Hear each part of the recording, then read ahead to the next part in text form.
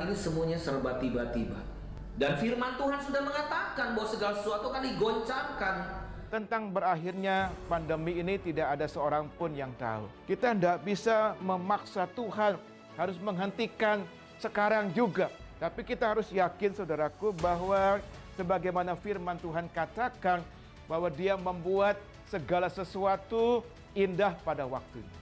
Tuhan mau kita belajar percaya bahwa di tengah-tengah situasi yang sulit, Tuhan adalah Tuhan yang tetap pegang kendali atas kehidupan kita. Apapun keadaan yang terjadi, Tuhan Yesus ada bersama dengan kita. Tuhan yang pernah menolong kita di waktu yang lalu adalah Tuhan yang sama yang menolong kita di hari ini. Hasil akhir bukan di tangan corona.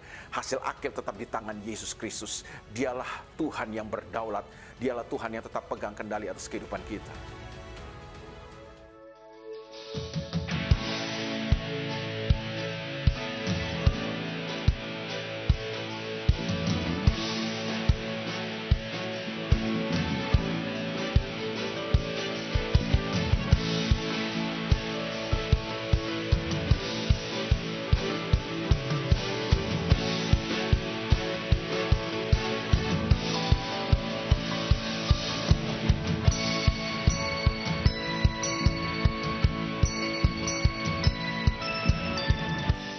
Hari ini saya akan lebih lanjut lagi. Kesimpulan beberapa minggu saya uraikan tentang kebahagiaan. Seluruhnya ada 7 bahagia di dalam kitab Wahyu. Ini ditawarkan kepada kita, gereja Tuhan akhir zaman. Tapi bukan tanpa harga. Ada harga yang kita mesti bayar, bukan dengan uang, tapi dengan penyerahan diri. Saya ulangi secara singkat saja. Wahyu 1 ayat 3, berbahagialah yang membacakan, yang membacakannya. Dan yang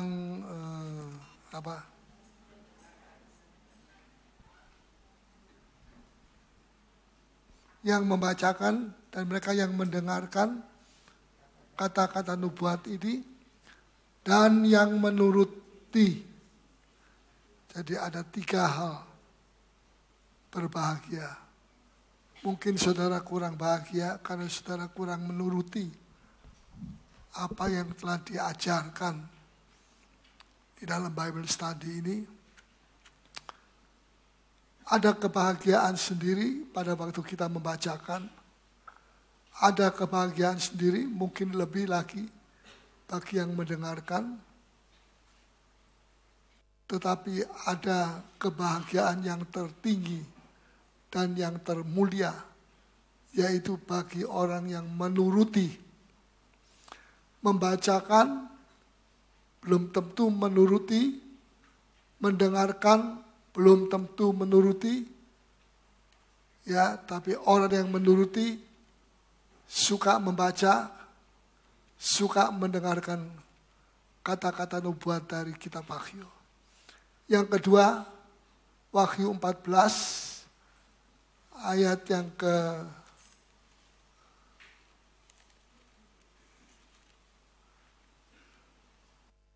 ayat berapa?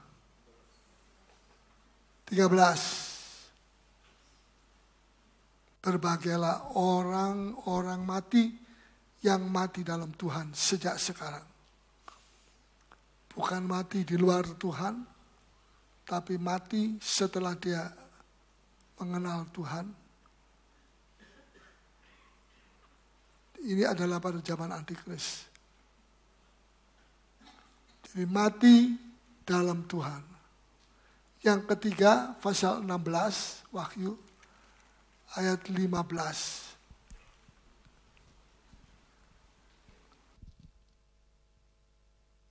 Betul?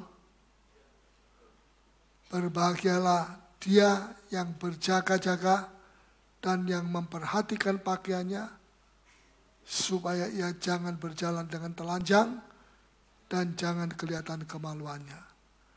Berbahagialah. Siapa yang berbahagia? Yang berjaga-jaga. Satu. Dan yang kedua, yang memperhatikan pakaiannya. Pakaian di sini menunjuk kehidupan sehari-hari kita. Sholat tingkah kita. Ya. Jangan kita memperhatikan pakaian orang lain. Pakaiannya sendiri banyak flek-flek. Ya, itu adalah cara hidup daripada orang Saduki dan orang Farisi. Tapi marilah kalau kita mau hidup bahagia, bahagia bukan cuma karena uang. Ya, kalau kita mau berbahagia hidup kita, marilah kita selalu berjaga-jaga dan memperhatikan pakaian hidup kita. Biasanya kalau orang mau pergi bioskop, tak tahu sekarang masih ada bioskop atau tidak. Mau pergi, mau melihat ini itu dan sebagainya, ke Ancol, di sini ada Ancol. Ya, senang-senang. Tapi pada saat dia mau pergi ke gereja, hatinya menjadi begitu peka, sedikit-sedikit tersinggung. Kalau saya tersinggung, kegeran tidak jadi pergi gereja. Betul?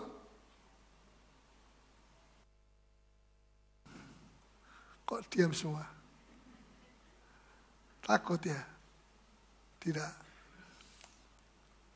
Ya, kenapa? Sebab iblis suka kita pergi ke night club, pergi ke tempat-tempat yang seperti itu. Iblis paling benci kalau orang Kristen pergi ke gereja, sebab di situ firman Tuhan akan membuka kedok daripada iblis. Firman Tuhan akan menerangi apa yang di dalam gelap. Semoga kita menang, jangan kalah. Pasal 19, ini yang keempat. Jadi ini ulangannya. Ayat 9, berbahagialah mereka yang diundang ke perjamuan kawin anak domba. Katanya lagi kepadaku, perkataan ini adalah benar, perkataan-perkataan dari Allah. Berbahagialah mereka yang diundang ke perjamuan kawin anak domba. Seandai kata anak daripada pangeran siapa itu di salah satu cucu daripada Permaisuri Elizabeth, siapa namanya? William, yang baru menikah. Ya, andai kata kamu dapat undangan, wah bagaimana? Kemana-mana dia bawa undangan. Kamu tahu, saya diundang loh. Tapi ongkos sendiri. Bangga. Itu baru Pangeran William. Lebih bangga lagi kalau kita diundang ke perjamuan kawin anak domba Allah. Ini bukan sinetron, ini sungguh-sungguh. Nanti waktunya sudah makin dekat. Berbahagialah orang yang diundang ke perjamuan kawin anak domba. Berarti yang tidak diundang ke perjamuan kawin anak domba tidak berbahagia. Ya atau ya? Ya. Yang kelima, pasal 20 ayat 6.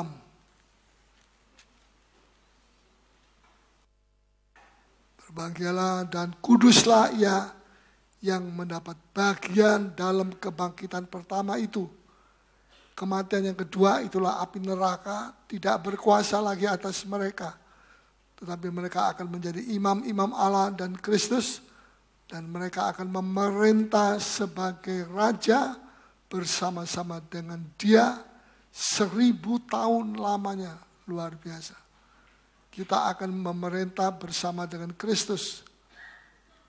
Duduk di atas takhta selama 1000 tahun lamanya.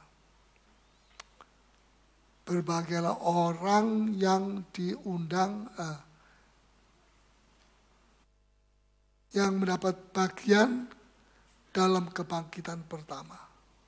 Sekarang yang ke-20 yang ke-6, pasal 22 ayat 7, tolong bacakan. 22 ayat 7. Sesungguhnya aku datang segera. Berbahagialah orang yang menuruti perkataan-perkataan nubuat kitab ini. Tidak dipersoalkan lagi mendengar. Ya, tidak dipersoalkan lagi membacakan. Tapi berbahagialah orang yang menuruti perkataan-perkataan nubuat kitab ini.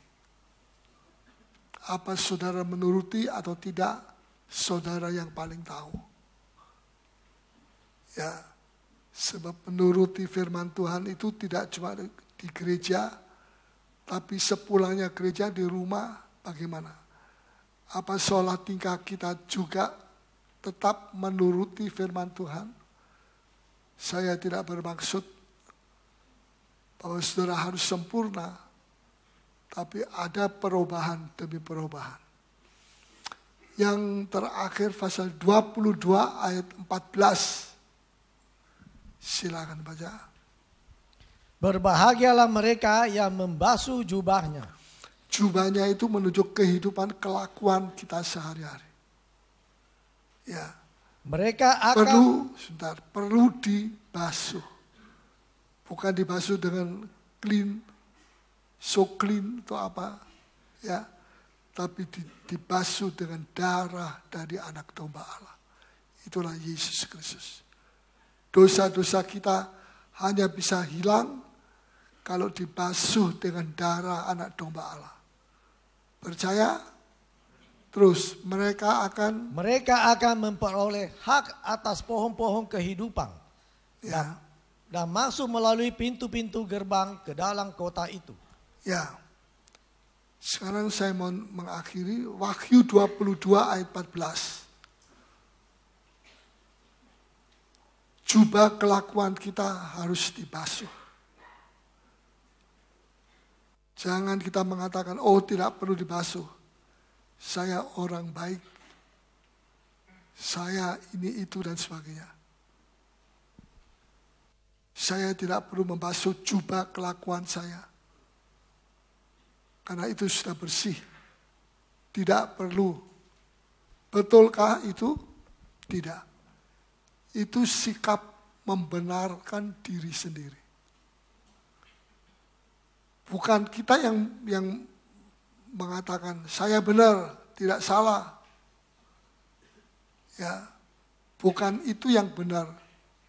Bukan kalau kita yang mengatakan saya benar, itu berarti benar. Tapi kalau Tuhan yang mengatakan benar, itu benar, sungguh-sungguh benar. Saudara mau pilih saya yang benar, kita mengakui diri kita sendiri, atau kita biarkan Tuhan yang mengambil waktu untuk membenarkan kita. Memang kadang-kadang kita dalam status tidak kelihatannya tidak benar di mata manusia. Tapi saudara, ada waktunya di mana Tuhan nanti akan tunjukkan bahwa kebenaran manusia itu seperti kain yang kotor. Sudah tahu, sudah punya pel di rumah, semua punya pel. Kalau enggak pernah dipel. Kebenaran kita lebih kotor dari kain pel. Kebenaran kita yang kita junjung tinggi. Ya. Coba kita baca di dalam Yesaya 64 ayat 6. Yesaya 64 ayat 6. Demikianlah kami sekalian seperti seorang najis, dan segala kesalehan kami seperti kain kotor. Segala kesalehan kami, kebenaran diri kami, seperti kain kotor. Tidak ada seorang manusia yang benar di mata Tuhan. Yesaya 64 ayat 6. Tetapi Tuhan bisa merubah dari kain yang kotor itu menjadi putih bersih berkilau-kilauan. Silakan baca pasal 19 ayat yang ke Wahyu. Ayat 8.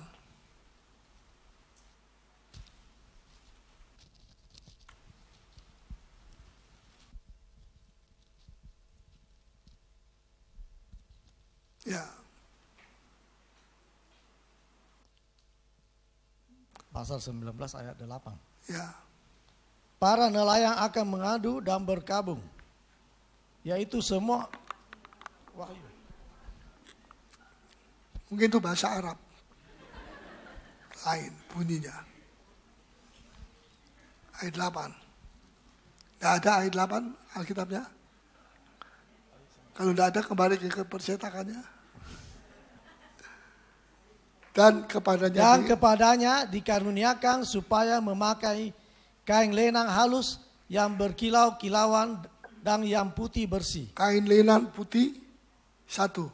Kedua, halus. Dua. Ketiga, berkilau-kilauan. Ya, seperti permata yang berkilau-kilauan. Dan yang keempat, putih. Dan yang kelima, bersih. 5 tanda ini. Pakaian dari mempelai Tuhan.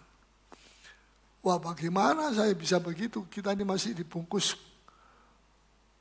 tulang, dibungkus kulit.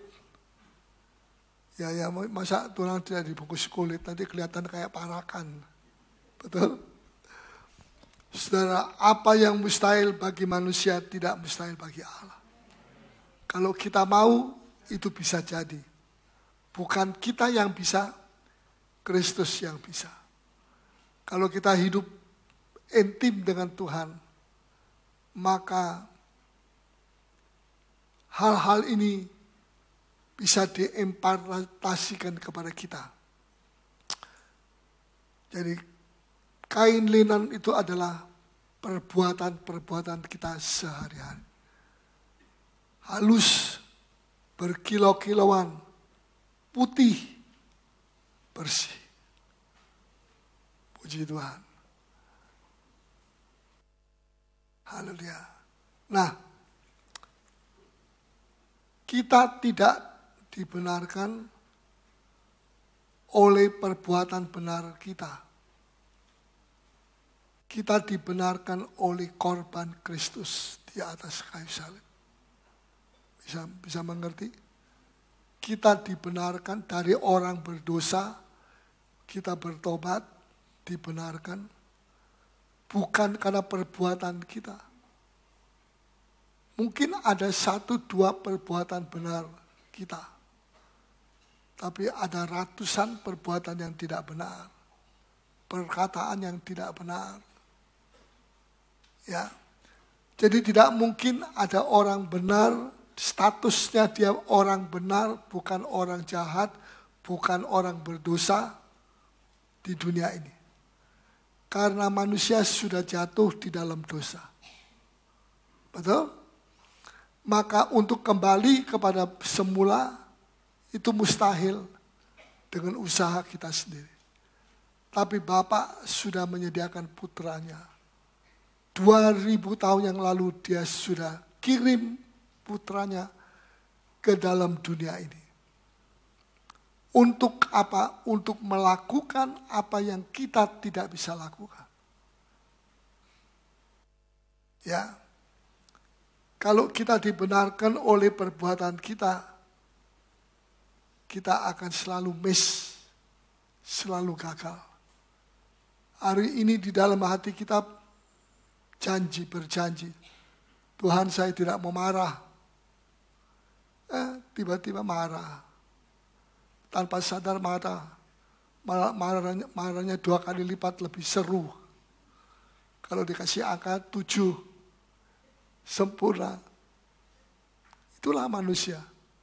Rasul Paulus berkata, pada saat aku berpikiran yang baik, positif, iblis sudah berdiri di sebelahku dengan pikiran negatif.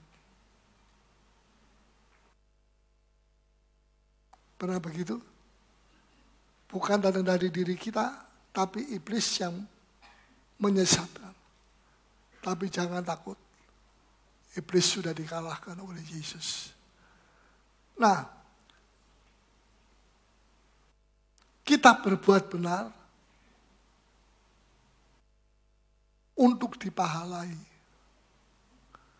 Setiap perbuatan yang benar akan ada pahala.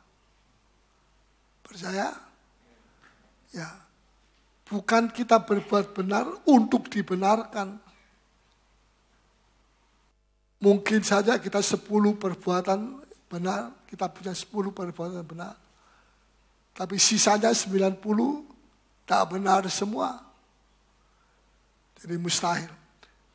Kita berbuat benar untuk diberi pahala. Bukan untuk dibenarkan. Kita dibenarkan oleh salib daripada Yesus.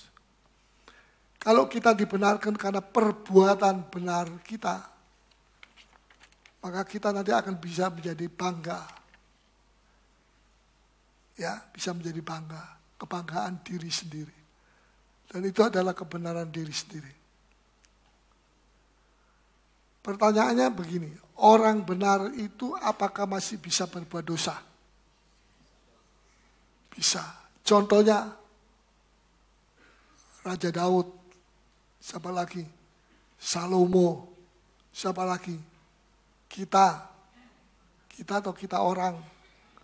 Dalam nyanyian Pantekosta lama, kita orang tak mau mundur, tidak mau.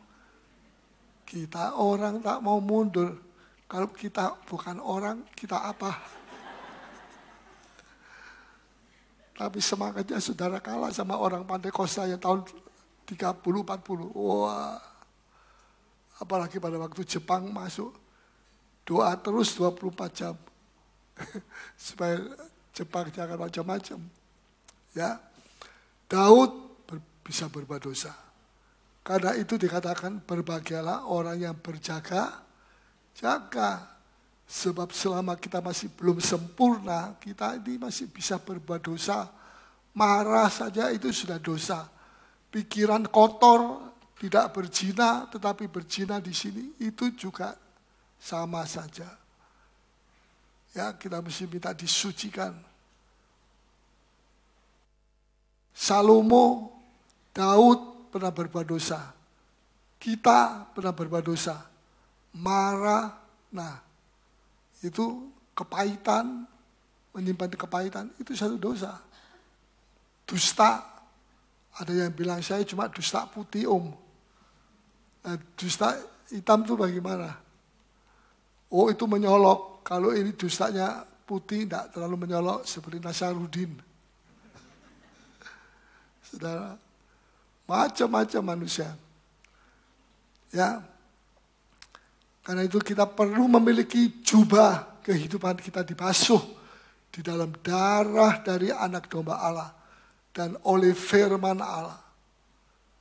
Kita tidak bisa disucikan di luar firman Tuhan. Kita hanya bisa disucikan di dalam firman Tuhan. Kalau saudara dengar firman Tuhan saat ini, buka hati saudara, maka firman Tuhan itu akan masuk di dalam hati saudara. Akan menunjukkan apa yang ada di dalam hati kita. Dan supaya kita dibersihkan, disucikan. Ya, Tuhan begitu baik. Nah, jadi Tuhan itu maha murah, maha pengasih. Tetapi orang-orang percaya seringkali mempermainkan kemurahan Tuhan. Dia minta ampun, habis itu dia berbuat lagi. Minta ampun lagi, berbuat lagi. Terus sepanjang umur hidupnya minta ampun lagi, berbuat lagi. Ini namanya anggap enteng kemurahan Tuhan. Toh ada kemurahan Tuhan. Tapi saya mau beritahu kepada saudara, Bapak, kemurahan Tuhan itu dibatasi. Bisa nangkap? Kalau kemurahan Allah sepanjang masa terus, orang enak dia pikir, toh nanti minta ampun lagi. Pergi ke pendeta, pergi ke pastor, pergi ke domine. Ya minta ampun, kenapa? Saya berbuat dosa lagi. Jangan kita menganggap enteng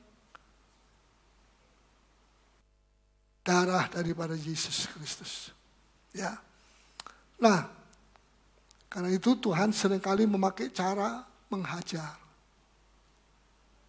Sila perhatikan, yang dihajar ini bukan orang luar, orang yang belum percaya Tuhan. Yang dihajar ini adalah orang yang sudah percaya Tuhan. Orang benar, tapi hidupnya maju mundur. Ini perlu dihajar. Dan saya akan bawa saudara di dalam Ibrani pasal yang ke-12.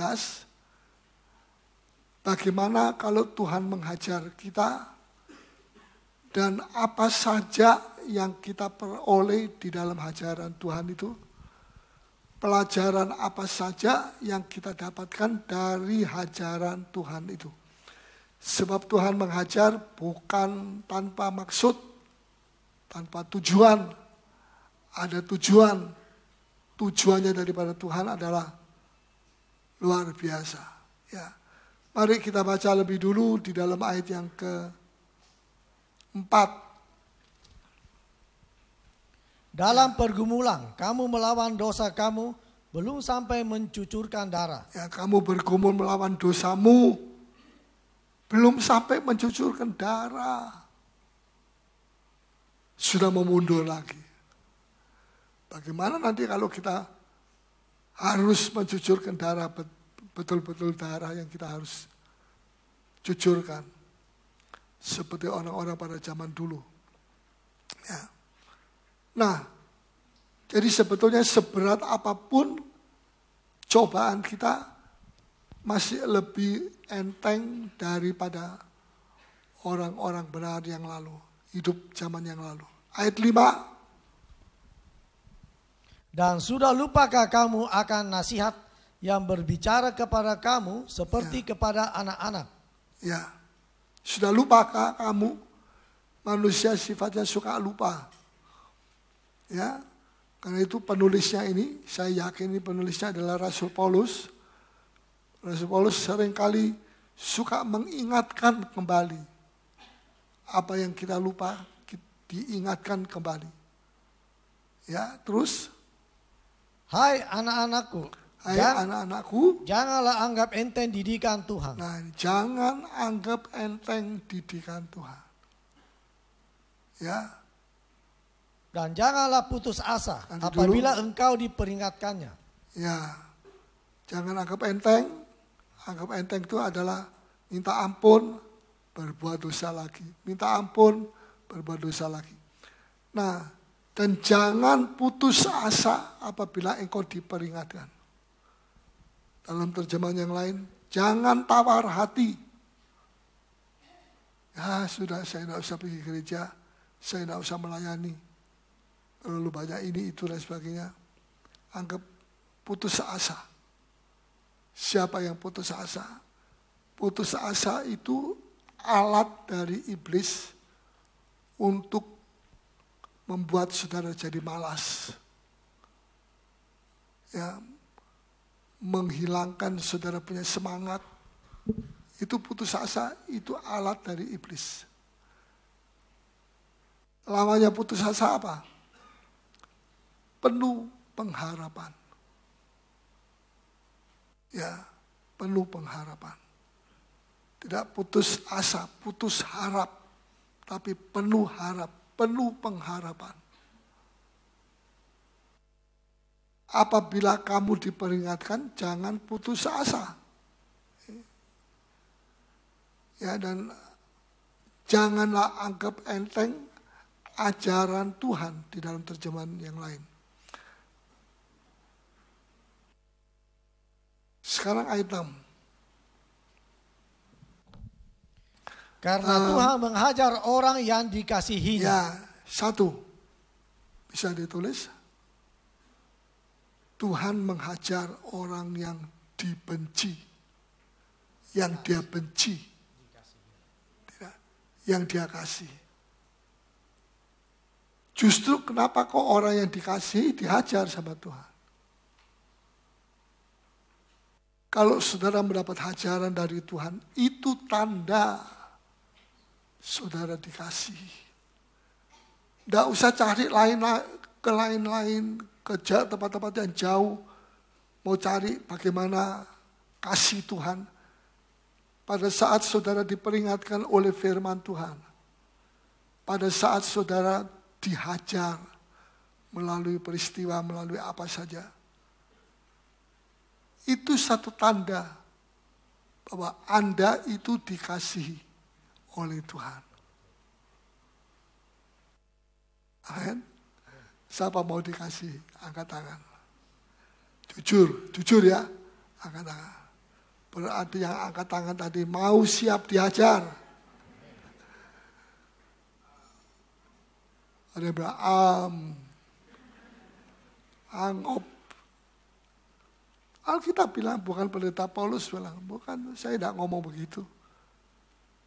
Karena Tuhan menghajar orang yang dicintai. Jadi mestinya kalau kita dihajar, kita bilang apa? Sungut-sungut? Salah.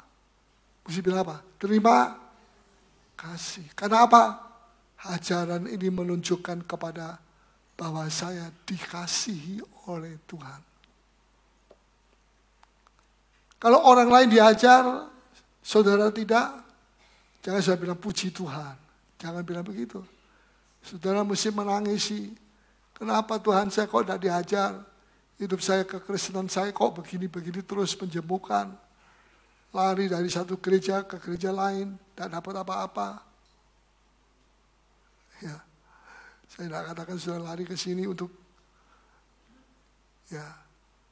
Kalau kita tidak mau dihajar, tidak ada alat lain yang bisa mengganti. Tidak ada. Bahkan nanti Rasul Paulus bilang begini, masakah ada anak yang tidak pernah dihajar? Siapa di sini anak yang tidak pernah dihajar? Coba angkat tangan. Berarti semua pernah dihajar. Saya juga pernah dihajar. Masih umur berapa saya? Umur 5 tahun. Ya, saya berbuat salah sama papa saya. Tapi saya marah. Saya keluarkan suara yang kasar. Dia ambil sapu lidi. Bukan sapu lidi ya. Sini itu Paulus. Saya mau hajar. Wah, ribut mama. Kecintaannya mama anak ke-13 mau lahir mau mati, tak jadi mati. Ya, mama bela. Usia tidak boleh ya. Nanti orang tua berkelahi di muka anaknya nonton. Tapi akhirnya papa bilang, tetap saya mau hajar. Nah pada waktu dihajar, mama bilang 2-3 kali saja, jangan banyak-banyak. Ya, 1 kali saya teriak, saya bilang, Yesus. Kakak-kakak saya yang 10 orang tuh ketawa semua, cekikian. Ya, dia patutoai. Tapi dia juga heran, mereka juga heran. Anak umur 5 tahun, 6 tahun kok bisa bilang Yesus. Zaman dulu belum ada nyanyian baru-baru begini. Jajan pada Kosta Lama. Yang slow. Saudara ya. Perlu kita dihajar. Sebab kalau tidak, nanti kita jadi kurang ajar terhadap Tuhan. Ya, sampai di mana tadi? Ayat 6. Karena Tuhan menghajar orang yang dikasihinya. 1. Ada beberapa faedah yang kita lihat tadi. Kedua, terus. Dan yang menyesah orang yang diakuinya sebagai anak. Ya, yang disesah, dihajar itu adalah orang yang diakui Dia yang mengakui kita sebagai anak. Bukan sebagai budak, bukan sebagai hamba, tapi sebagai anak-anaknya sendiri. Ini yang kedua. Yang ketiga, ayat 7. Jika kamu harus menanggung ganjaran, Allah memperlakukan kamu seperti anak. Bukan seperti musuh. Ya, jika Allah kalau kamu harus menanggung ganjaran, ajaran, Allah memperlakukan kamu seperti anak, bukan seperti budak, bukan seperti musuh. Ya, anak yang dikasihi tadi dan yang diakui. Diakui ada diterima. Ya. Terus ini yang ketiga. Di manakah terdapat anak yang tidak dihajar oleh ayahnya? Cari di seluruh dunia. Mana ada anak yang tidak pernah dihajar oleh ayahnya. Ya, artinya penting sekali hajaran itu. Yang ketiga diperlakukan sebagai anak. Terus ayat 7b sudah ya. Di manakah terdapat anak yang tidak dihajar oleh ayahnya? Ya, terus. Tetapi jikalau kamu bebas dari ganjaran, tapi kalau kamu tidak dihajar oleh Tuhan, terus yang harus diderita setiap orang, yang harus diderita oleh setiap orang percaya. Setiap. Ya. Jangan saya bilang, wah saya puji Tuhan, saya tidak pernah dihajar sama Tuhan saya. Jangan bilang puji Tuhan, jangan-jangan Tuhan tidak mengakui dia sebagai anaknya. Dan jangan-jangan Tuhan tidak mengasihi dia. Dan jangan-jangan dia bukan anaknya. Ya, terus? Maka kamu bukanlah anak, tetapi anak-anak gampang. Ya, ini terjemahnya kurang betul. Ya. Tetapi jikalau kamu bebas dari ganjaran, kamu tidak dihajar, tidak pernah dihajar oleh ayahmu, yang harus diderita setiap orang, yang seharusnya tiap anak itu diajar. Jangan tunggu anaknya sudah umur 25 tahun baru diajar, ngelawan dia nanti. Betul? Ya.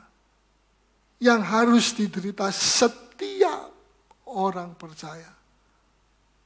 Kalau kamu bebas dari ganjaran itu, maka kamu bukanlah anak. Tapi terjemahan yang lama dibilang, kamu anak haram. Ya, di sini dikatakan, kamu bukan anaknya. Ya, kamu anak haram. Dan kamu bukanlah anak, tetapi anak-anak gampang. Nah, ini anak haram. Siapa yang mau jadi anak haram? Saya tidak mau. Anak haram berarti tidak mendapat warisan. Kalau bapaknya mati, ini anak haram. Tanpa bapak, lahir tanpa bapak. Ya. Keadaan anak itu sangat mengenaskan kalau dia disebut anak haram. Itu anak biasa sudah mengenaskan, lebih-lebih kalau kita dianggap anak haram oleh Tuhan. Sebab tidak bisa diajar, tidak mau diajar. Ya, merasa dirinya selalu baik, benar. Saudara, kita harus memakai kacamata Kristus supaya kita bisa melihat diri kita.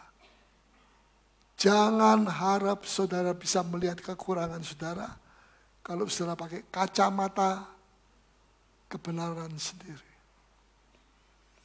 Dan kalau kita tidak dihajar, padahal harusnya dihajar, kita akan ketinggalan terus. Akhirnya kita hilang. Jadi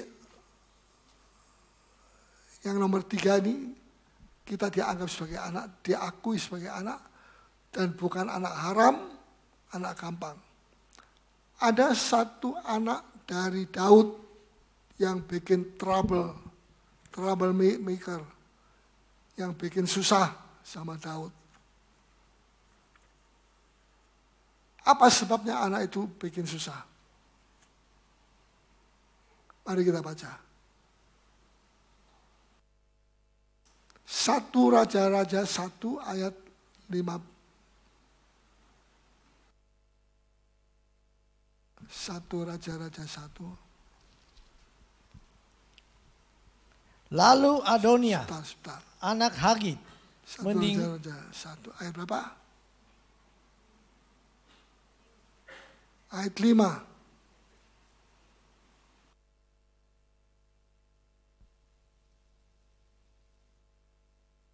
Ya, ayat 5.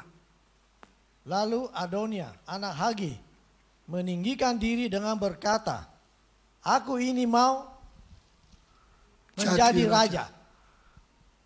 Tidak ada orang mau mengangkat dia, Daud pun bapaknya tidak, tapi dia mengangkat diri sendiri. Saudara, gereja bukan politik, mengangkat diri sendiri, Tuhan yang mengangkat kita. Tapi di sini Adonia meninggikan diri dengan berkata, aku ini mau jadi raja, ganti ayahku yang bernama Daud. Terus ia melengkapi dirinya dengan kereta-kereta, ya, dan orang-orang berkuda serta 50 orang yang berlari di depannya. Ya, terus Selama hidup Adonia, dengarkan baik-baik. Selama hidup Adonia, ayahnya belum pernah menegur dia dengan ucapan, mengapa engkau berbuat begitu? Engkau berbuat. Ayahnya itu siapa? Raja Daud. Anaknya Raja Daud itu banyak sekali. Ya, dia seorang raja yang diberkati Tuhan. Tapi ada satu anak yang tidak pernah sama sekali ditegur pada waktu kecilnya. Anaknya itu namanya Adonia. Bagaimana akhirnya nasib Adonia? Nasib Adonia akhirnya dibunuh, dipancung. Karena dia mau merebut takhta dari ayahnya. Padahal firman Tuhan berkata kepada Nathan, yang akan mengganti Daud itu Salomo, anak Batseba, yang mana Daud pernah berbuat zina dengan Batseba dan membunuh suaminya Uria dengan cara berperang.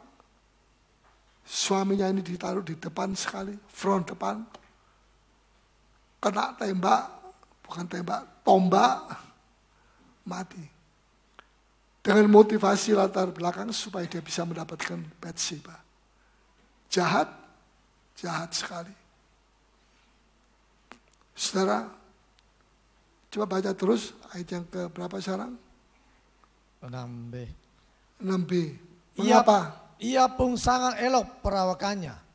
Dan dia adalah anak pertama sesudah Absalom. Ya, sangat elok. Tapi tidak pernah dihajar. Akhirnya menjadi troublemaker. Bikin susah sama Daud. Akibat apa? Tidak pernah dihajar. Tidak pernah ditegur. Ditegur sedikit, dia sudah berontak. Sudah kadang-kadang kita terlambat mengajar anak kita. Menghajar anak kita. Ini penting sekali untuk kita perhatikan. Walaupun dia sangat elok perawakannya, ayat 6. Sangat elok. Mungkin karena sangat eloknya itu Daud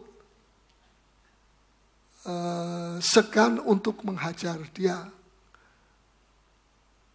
Tapi kalau tidak mau dihajar, Tuhan akan datang dengan cara yang lebih susah, lebih mengerikan. Dia menjadi pemberontak, dia mengumumkan dirinya sebagai raja, ganti ayahnya Daud. Akhirnya terjadi perang saudara, tentara Daud. Daud sudah tua sekali waktu itu. Melawan tentara daripada Adonia. Dan Adonia kalah dalam peperangan. Dibunuh mati. Andai kata dia mau dihajar, seperti Salomo, kalau saudara baca dalam Amsal pasal 1. Pasal 1 itu sudah dia diajar oleh Daud, oleh ibunya. Terus sampai pasal 4, pasal 5, pasal 6. Seorang raja kalau tidak mau dihajar, berbahaya. Ya, dia pegang uang banyak. Ini kekuasaan dan keuangan. Ini bisa menghancurkan dia. Tidak punya self-control. Tidak punya pengontrolan diri, pengontrolan perkataan. Karena segan ini itu dan sebagainya. Akhirnya bayarnya lebih mahal. Bayar dengan nyawa. Binasa. Ya. Nah, terus ayat berapa sekarang? 7. Maka berundinglah ia dengan Yoab. Sekian, terima kasih. Ya, cukup sampai di situ. Yang kembali kepada Ibrani pasal yang tapi jangan salah mengerti ya. Waduh, ada seorang ibu di sini yang saya tidak pernah tegur, ajar anak saya. Terus pulang-pulang beli sapu lidi yang besar. Kebetulan sini kamu, saya mau pukul di kamu. Wah, itu ibu mesti diperiksa di psikiater. Ibrani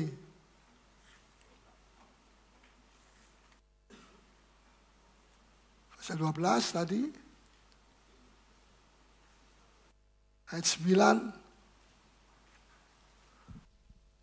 sampai 10. Selanjutnya, dari ayah kita yang sebenarnya kita beroleh keganjaran, dan mereka kita hormati. Kalau demikian, bukanlah kita harus lebih taat kepada Bapa segala roh, supaya kita boleh hidup? Ya, selanjutnya coba tolong lagi sekali. Ayat 9. Selanjutnya, dari ayah kita yang sebenarnya kita beroleh ganjaran, ya, dan mereka kita hormati. Bapak jasmani aja kita hormati, walaupun kita pernah dihajar, terus.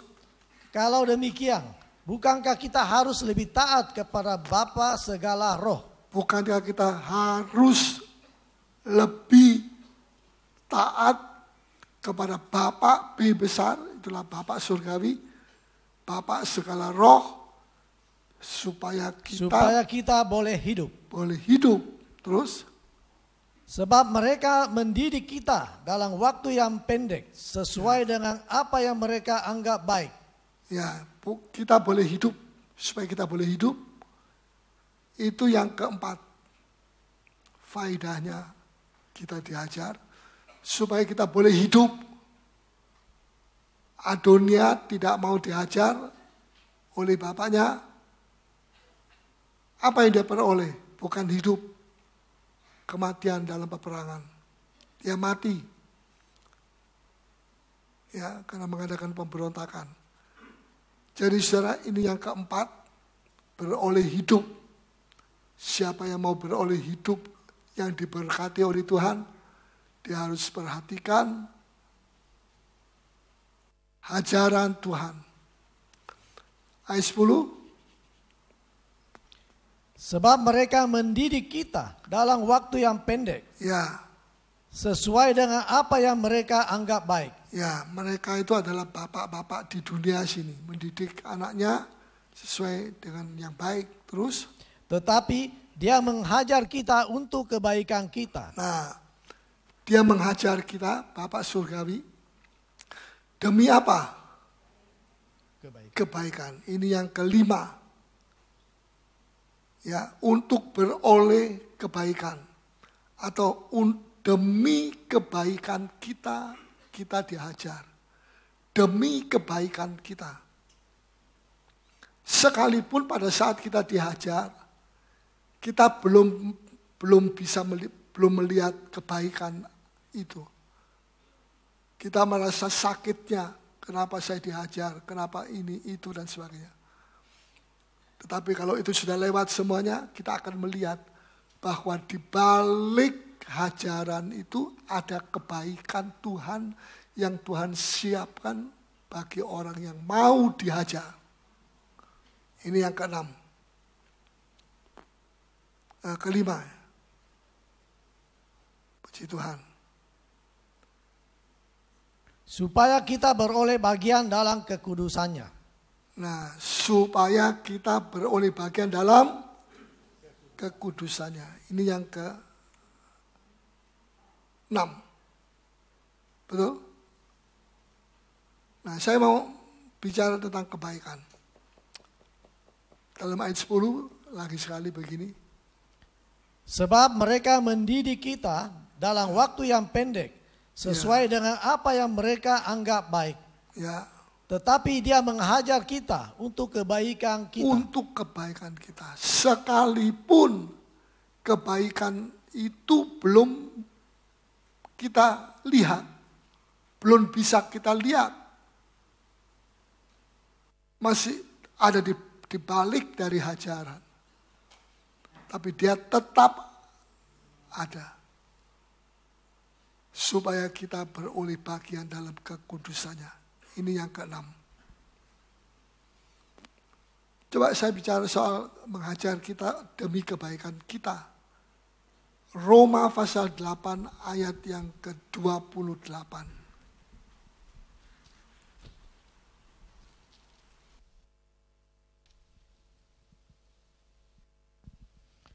Roma 8 ayat 28. Kita tahu sekarang bahwa Allah turut bekerja dalam segala sesuatu. Ya, bahwa Allah itu turut apa? Bekerja. Apalagi di dalam hajarannya Tuhan, Tuhan tidak pernah salah menghajar. Seperti Bapak dunia bisa salah menghajar, membunuh anaknya, katanya cuma menghajar, tapi akhirnya reaksinya tidak bisa dikuasai. Ya, tetapi Allah lain. Kita tahu sekarang bahwa Allah turut bekerja dalam apa? Segala sesuatu untuk ya, mendatangkan kebaikan. Walaupun kelihatannya kebaikannya itu kok terlambat datangnya. Tapi kalau tidak terlambat, mujizatnya kurang besar. Cuma menyembuhkan Lazarus. Tapi ini Tuhan diizinkan untuk terlambat, supaya dia membangkitkan orang yang sudah mati 4 hari. Luar biasa. Hanya orang yang tidak sabar menunggu kebaikan Tuhan selewatnya hajaran ini adalah orang yang tidak percaya kepada kebaikan Tuhan. Kita semua percaya kepada kebaikan Tuhan.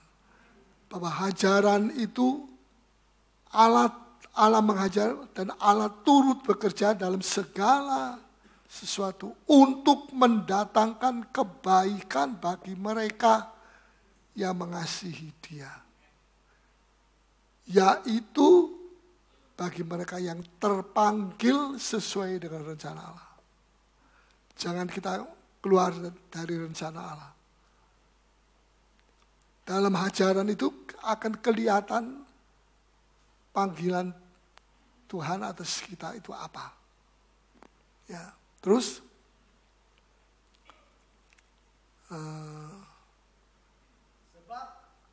ya, sebentar. Jadi saudara, kalau kita menolak ajaran yang mendatangkan kebaikan itu, berarti kita menolak kebaikan Tuhan. Betul? Sebab ajaran itu bukan demi menghancurkan kita dan membinasakan kita, kemudian dibuang begitu saja di dalam jurang, tidak. Ya, tetapi di dalam ajaran itu ada mengandung maksud kebaikan Tuhan. Ini persoalan waktu saja, permainan waktu. Ya, kalau kita mau segera, kita mau cepet-cepetan, ya bisa. Tuhan cuma bisa menyembuhkan saja kepada Lazarus. Tapi keterlambatan Tuhan itu justru memperbesar mujizat yang akan terjadi. Luar biasa. Karena Tuhan tidak pernah menyesali atas panggilannya atas hidup saudara dan saya. Ya, dan rencananya. Nah, jadi saudara, jangan kita menolak ajaran Tuhan. Sebab menolak ajaran Tuhan sama dengan menolak kebaikan Tuhan. Dan itu sama dengan menolak kasih Tuhan. Karena tadi yang pertama, orang yang diajar itu tanda dikasihi. Betul? Kalau orang itu menolak, marah, tidak mau diajar oleh Tuhan, itu sama seperti dia menolak kasih Allah. Itu sama seperti dia menolak kebaikan Tuhan. Ya, mana kebaikan Tuhan saya tidak lihat. Mana kasih Tuhan saya tidak lihat. Kita selalu mau lihat. Tapi kadang-kadang Tuhan bilang, sabar menunggu. Sabar. Sampai engkau akan waktunya melihat. Sebab Amsal atau Yeremia berkata, semua di dunia ini ada waktunya. Kebaikannya dia akan dia tunjukkan setelah hajaran, itu juga ada waktunya. Hajarannya sendiri itu juga ada waktunya. Semua waktunya itu ada di dalam tangan Tuhan. Dan Tuhan tidak pernah bekerja serabutan, apa serabutan? Ya, pokoknya ayo sini, sak kenaknya pokoknya. Rencana, di sini dikatakan rencana ayat 28, Roma 8. Ya, sesuai dengan rencana. Kalau namanya rencana itu teratur. Bukan kita yang atur Tuhan, Tuhan yang atur kita. Amin. Mengapa saya ini kok beda 10 tahun dengan kakak saya? Itu semua sudah ada rencana. Kenapa saya kok tinggal di Makassar sudah 40 tahun? Itu semua ada dalam rencana Tuhan. Tidak kebetulan. Ya, tidak semerawut begitu. Kok cara kacil. Panggilan Tuhan. Asal kita mau mengerti bahwa kita hidup di dalam rencana Tuhan. Haleluya. Yang terakhir, tadi ada 6 perkara, betul? 6 atau 7? 6. Ya. Ayat 10. Ibrani 12.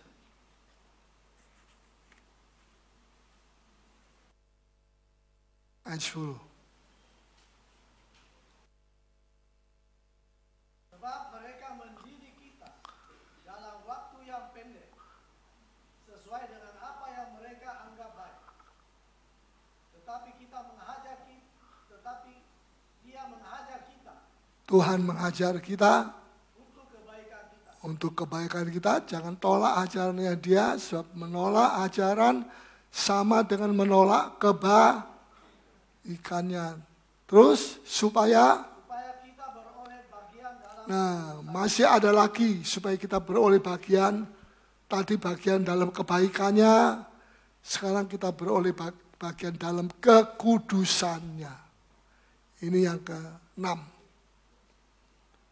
Ya, kekudusannya. Kalau tidak bisa dengan perkataan, dengan ajaran. Saudara, begitu banyak sekali faedahnya dalam ajar. Tapi jangan saudara pikir, wah kalau gitu sepanjang hidup jadi orang Kristen terus diajar. Berhenti sebentar, napas 1, 2, 3, ajar lagi aja. Tuhan kita tidak kejam. Diperlakukan dengan kasih. Betul, saudara? Selalu ada kemenangan setelah pergumulan. Setelah itu peperangan lagi, ada kemenangan lagi. Supaya kita beroleh kekudusannya. Ayat 11. Memang tiap-tiap ganjaran pada waktu ia diberikan. Ya. Tidak mendatangkan sukacita. Ya, tidak mendatangkan sukacita. Mana di sini ada anak yang diajar, terus dengan sapu lidi, ya, terus anaknya itu dansa, puji Tuhan, haleluya. Rupanya agak terbelakang. Semua duka cita. Pada saat dihajar, duka cita. Di sini katakan duka cita. Ayat 11b. Tetapi kemudian ia menghasilkan buah kebenaran. Nah, setelah duka cita, menghasilkan kebenaran. Buah-buah kebenaran. Terus? Yang memberikan damai kepada mereka yang dilatih olehnya. Ya, otomatis sukacita kembali lagi. Waktu dihajar, duka cita. Ya, saya ingatkan sedikit lagi. Hari Jumat yang lalu saya bilang, bersukacitalah kamu dalam segala keadaan. Itu mudah untuk dikhotbahkan. Tapi pada waktu saya masuk di dalam ajaran, di dalam penyakit, sakit, ketika saya sakit itu saya terus terang bilang, saya tidak bisa sukacita. Bagaimana anak yang diajar, terus hore, tidak masuk akal. Saya mengaku terus terang kepada jemaat, saya tidak bisa sukacita, duka cita. Tapi waktu saya pulang, besoknya Roh Kudus mengingatkan saya. Memang satu, kamu tidak bisa bersukacita. Tapi kan sudah di-switch. Mengucap syukur. Tiap hari kan kamu mengucap syukur. Kalau saya tidak bisa tidur malam, ya saya jalan-jalan di dalam kamar itu. Saya tidak mau banguni istri saya, nanti kasihan dia tanpa pekerjaan. Ya, dan saya sambil mengucap syukur, nyanyi sekali-sekali, tapi mengucap syukur. Seperti orang gila. Kalau ditanya mengucap syukur, karena apa? Saya bilang tidak tahu. Maksudnya apa? Maksudnya pertama, supaya saya ini tidak cuma mengajar. Sebab seorang guru yang mengajar, tidak melakukan hukumannya 2 kali lipat lebih. Dan yang kedua, kalau melakukan berkatnya juga 2 kali lipat lebih. Orang jangan iri hati karena melakukan. Demikian juga saudara, kalau saudara melakukan firman yang saudara dengar, kebahagiaan saudara 2 kali lipat. Amin. Mau? Mau apa? Mau pulang? Haleluya. Ya, terakhir. Ya, jadi saya mengucap syukur. Sekarang saya bisa tidur enak. Ya. Yang lalu tuh jam 12, jam 1 saya bangun. Ya, peperangan dalam roh, dalam pikiran saya dan sebagainya. Tapi semua itu setelah saya lalui dengan pertolongan Tuhan, saya tidak mengomel, saya tidak menyesal. Saya bersyukur kepada Tuhan. Karena tidak mudah menjalani lembah bayang-bayang maut. Tapi saya tahu bahwa lembah bayang-bayang maut itu Tuhan menyertai saya dan Tuhan lebih besar daripada bayang-bayang maut itu. Dia sudah bukan bayangannya, mautnya itu dia sudah kalahkan. Puji Tuhan. Nah, sekarang yang keberapa terakhir? Ayat yang ke-12. Sebab itu, kuatkanlah tangan yang lemah dan lutut yang goyah. Ya, jangan terus lututnya goyah, tangannya lemah. Mari kuatkan sekarang. Waktunya sudah lewat. Ya, kemenangan sudah datang. Dan kebaikan Tuhan sudah mulai dinyatakan. Kasih Tuhan melimpah kepada kita sekalian. Nah, menghasilkan buah kebenaran, lutut yang goyah. Terus ayat 13. Dan luruskanlah jalan bagi kakimu, sehingga yang pincang jangan terpelecok, tetapi menjadi sembuh. Menjadi sembuh. Jadi tidak selamanya kita diajar, tetapi ada waktunya berakhir. Dan saat ini tangan kita jangan lemah. Mari kita angkat tangan kita untuk melayani Tuhan. Ya, jangan jalan kita pincang, terpelecok, tetapi menjadi sembuh. Kita adalah serdadu Kristus. Kita maju terus sampai Tuhan Yesus datang kembali. Dan kita akan bangkit dari antara orang mati. Mari kita bangkit berdiri.